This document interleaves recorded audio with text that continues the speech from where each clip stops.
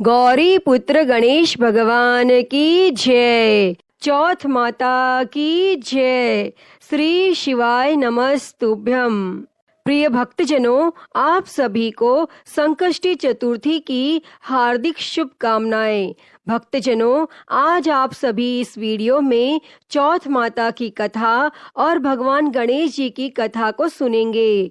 तो आप सभी भक्तजन बड़ी ही श्रद्धा, ध्यान पूर्वक और प्रसन्नचित्त मन से इन कथाओं को पूरा अवश्य सुनिएगा। तो सभी प्रेम से बोलिए श्री गणपति गजानन महाराज की जय।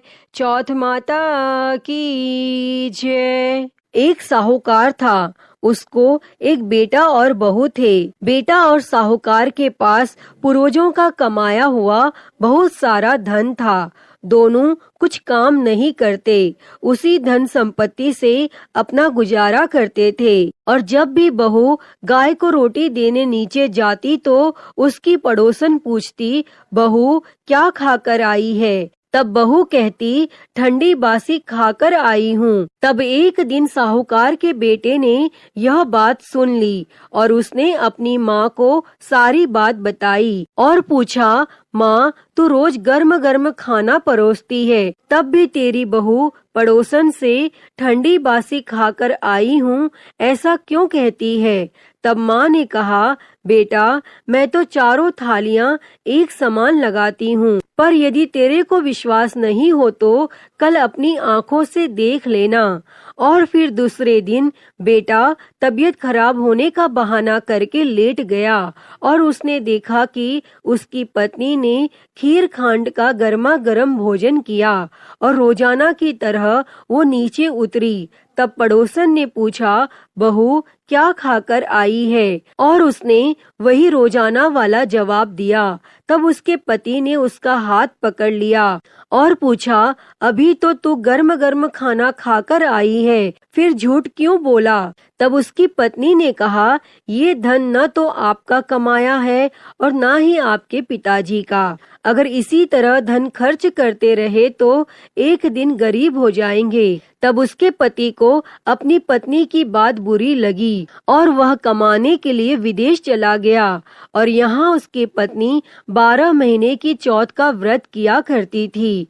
उसके पति को विदेश में रहते हुए 12 वर्ष बीत गए। तब चौथ माता और विनायक जी ने सोचा कि इसके पति को बुलाना चाहिए, नहीं तो इस कलयुग में हमें कौन मानेगा और कौन पूजेगा। तब चौथ माता ने उसके पति के सपने में जाकर बोली कि तू घर चला जा, तेरी पत्नी तुझे बहुत याद करती है। तब उसने कहा, हे चौथ माता, मेरा कारोबार फैला हुआ है, इस तरह छोड़कर नहीं जा सकता। तब चौथ माता ने कहा, कल प्रातः स्नान ध्यान से निवृत्त होकर पूजन कर घी का दीपक जलाकर चौथ माता विनायक जी भगवान का नाम लेकर बैठ जाना, हिसाब हो जाएगा। देने वाले दे जाएंगे, लेने वाले ले जाएंगे। और उसने सुबह उठकर वैसा ही किया और उसका सारा कारोबार एक दिन में ही सिमट गया। और फिर जब वह घर जा रहा था तो रास्ते में एक सांप जलने के लिए जाता हुआ मिला। तब उसने सोचा सांप जल जाएगा और उसने सांप को सिसकार दिया। तभी सांप ने कहा, हे पापी दुष्ट, मैं तो अपनी सर्प योनि से मुक्ति पाने जा रहा था, लेकिन तूने मुझे सिसकार दिया, इसीलिए मैं तुझे डसूंगा।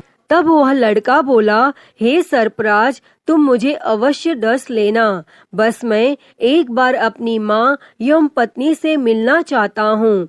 आप कल रात मुझे डस लेना, मैं आपको वचन देता हूँ। और जब पति घर आया तो बहुत उदास था।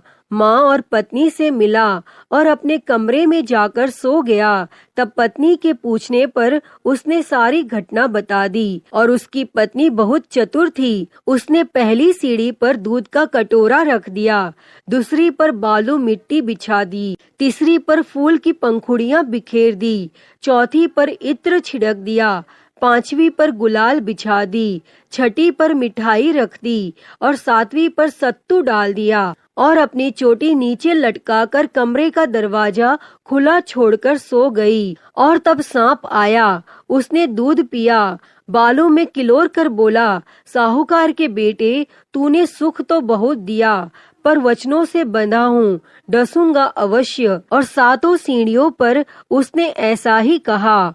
और जैसे ही वो डसने लगा, तब चौथ माता और विनायक जी ढाल और तलवार बन गए और सांप के 4 टुकड़े कर दिए। तब सीढ़ियों पर खून ही खून हो गया और सांप की पूंछ का एक टुकड़ा लड़के की जूती में गिर गया। तब उसने सोचा कि जब यह अपनी जूती पहनेगा तब डस लूंगा। और उसकी पत्नी प्रतिदिन चींटियों को आटा खिलाती थी। तब चींटियों ने सोचा कि इसकी पत्नी हमें हमेशा शक्कर आटा खिलाती है, इसलिए इसकी रक्षा करनी चाहिए। और सभी चींटियों ने मिलकर उसकी पूंछ को खोखला कर दिया। और जैसे ही सुबह हुई, वहाँ खून ही खून था। और माँ यह सब देखकर रोने लगी। उसने सोचा, मेरे बेटे बहू को किसी ने मार दिया है। तब माँ की आवाज सुनकर बेटा उठा और बोला, माँ, हमारा बेरी दुश्मन मरा है। और पूछने लगा कि मेरे पीछे से किसी ने धर्म पुण्य किया था क्या? तब माँ बोली, मैंने तो कुछ नहीं किया। और पत्नी से पूछा तो पत्नी ने कहा, मैं 12 महीने की चौथ माता का व्रत करती हूँ, इसलिए चौथ माता विनायक जी भगवान ने हमारी रक्षा करी है। तब सासू जी बोली, मैं इसको 4 समय खाना देती थी, तो फिर इसने चौथ का व्रत कब किया? तब बहू बोली, 1 समय का खाना गाय को खिलाती थी, 1 समय का ब्राह्मणी को देती थी, 1 समय का जमीन में गाड़ देती और 1 समय का चौथ का पूजन कर चांद को अर्घ देकर मैं स्वयं खाती थी। यदि विश्वास नहीं हो तो पूछ लो। और जब गाय माता से पूछा गया तो गाय के मुंह से पलाश के फूल गिरने लगे। और ब्राह्मणी से पूछा तो उसने हामी भर ली। और जमीन खोदकर देखा तो सोने के चक्र मिले। तब उसने सारी नगरी में कहलवा दिया, सब कोई चौथ माता का व्रत करें। व्रत करने से अन्न, धन, लाज, लक्ष्मी, संतान की प्राप्ति होती है। जैसी जिसकी मनोकामना होती है, चौथ माता उसे अवश्य पूर्ण करती हैं। अतः हे चौथ माता, जैसे आपने बहू के पति की रक्षा करी, वैसे ही इस कथा को कहते, सुनते और हुंकारा भरते सभी की करना। तो सभी प्रेम से बोलिए, चौथ माता की जय। प्रिय भक्तजनों, भगवान विघ्नहर्ता गणेश जी की कथा सुने बिना चौथ माता के व्रत की कथा अधूरी मानी जाती है। इसलिए आइए अब सुनते हैं भगवान गणेश जी की कथा। एक समय की बात है, भगवान विष्णु का विवाह लक्ष्मी जी के साथ निश्चित हो गया और विवाह की तैयारियां होने लगी। सभी देवताओं को निमंत्रण भेजे गए, परंतु भगवान गणेश जी को निमंत्रण नहीं दिया। कारण जो भी रहा हो, अब भगवान विष्णु की बारात जाने का समय आ गया। सभी देवता अपनी पत्नियों के साथ विवाह समारोह में आए और उन सब ने देखा कि गणेश जी कहीं दिखाई नहीं दे रहे हैं। तब वे आपस में चर्चा करने लगे कि क्या गणेश जी को न्योता नहीं है या स्वयं गणेश जी ही नहीं आए हैं। सभी को इस बात पर आश्चर्य होने लगा।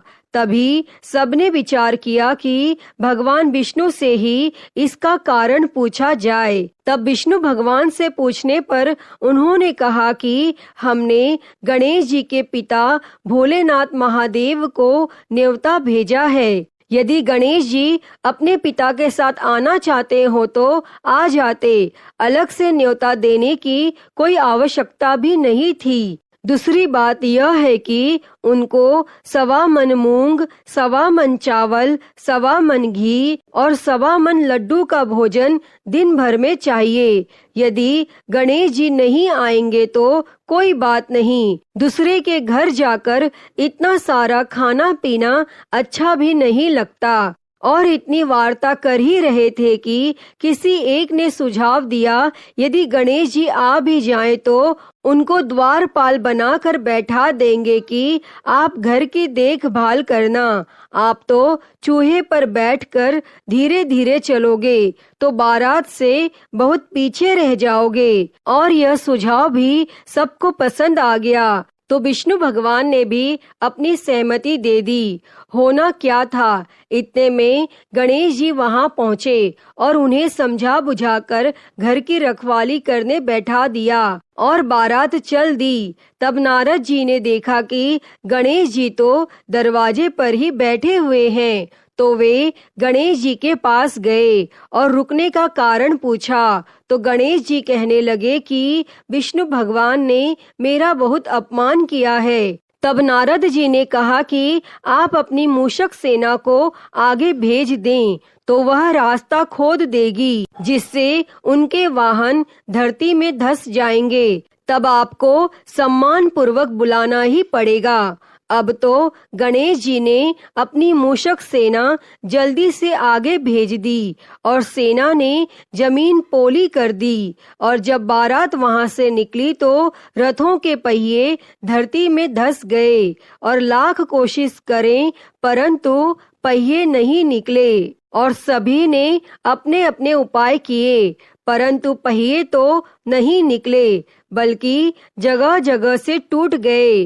किसी की समझ में नहीं आ रहा था कि अब क्या किया जाए। तो नारद जी ने कहा, आप लोगों ने गणेश जी का अपमान करके अच्छा नहीं किया। यदि उन्हें मनाकर लाया जाए तो आपका कार्य सिद्ध हो सकता है और यह संकट टल सकता है। तब शंकर भगवान ने अपने दूत नंदी को भेजा और वे गणेश जी को लेकर आए। तब गणेश जी का आदर सम्मान के साथ पूजन किया। तब कहीं रथ के पहिए निकले। अब रथ के पहिए निकल तो गए परंतु वे टूट फूट गए, तो उन्हें सुधारे कौन। पास के खेत में खाती काम कर रहा था, उसे बुलाया गया और खाती अपना कार्य करने के लिए पहले श्री गणेशाय नमः कहकर गणेश जी की वंदना मन ही मन करने लगा। और देखते ही देखते खाती ने सभी पहियों को ठीक कर दिया। तब खाती कहने लगा कि हे देवताओं, आपने सर्वप्रथम गणेश जी को नहीं मनाया होगा और ना ही उनका पूजन किया होगा, इसलिए तो आपके साथ यह संकट आया है। हम तो मूर्ख अज्ञानी हैं, फिर भी पहले गणेश जी को पूजते हैं, उनका ध्यान करते हैं। आप लोग तो देवता गण हैं, फिर भी आप गणेश जी को कैसे भूल गए। अब आप लोग भगवान श्री गणेश जी की जय बोलकर जाएं, तो आपके सब काम बन जाएंगे और कोई संकट भी नहीं आएगा। और अब सभी को अपनी अपनी गलती का पश्चाताप हुआ और सबने भगवान गणेश की जय जयकार की और बारात वहां से चल दी। और विष्णु भगवान का लक्ष्मी जी के साथ विवाह संपन्न करा के सभी सकुशल घर लौट आए। हे गणेश जी महाराज, आपने जैसे विष्णु भगवान के कार्य को सिद्ध किया, वैसे ही सभी के कार्य को सिद्ध करना। तो सभी प्रेम से बोलिए भगवान श्री गणेश जी की जय। प्रिय भक्तजनों, तो मैं उम्मीद करती हूँ कि आपको आज की कथा पसंद आई होगी और अगर वीडियो अच्छी लगी हो तो इसे लाइक करें, ज्यादा से ज्यादा शेयर करें और कमेंट बॉक्स में भगवान श्री गणेश जी की जय लिखना ना भूलें। और महाकाल भक्ति ज्ञान चैनल को सब्सक्राइब कर नोटिफिकेशन बेल को जरूर ऑन कर लें। हर हर महादेव। धन्यवाद।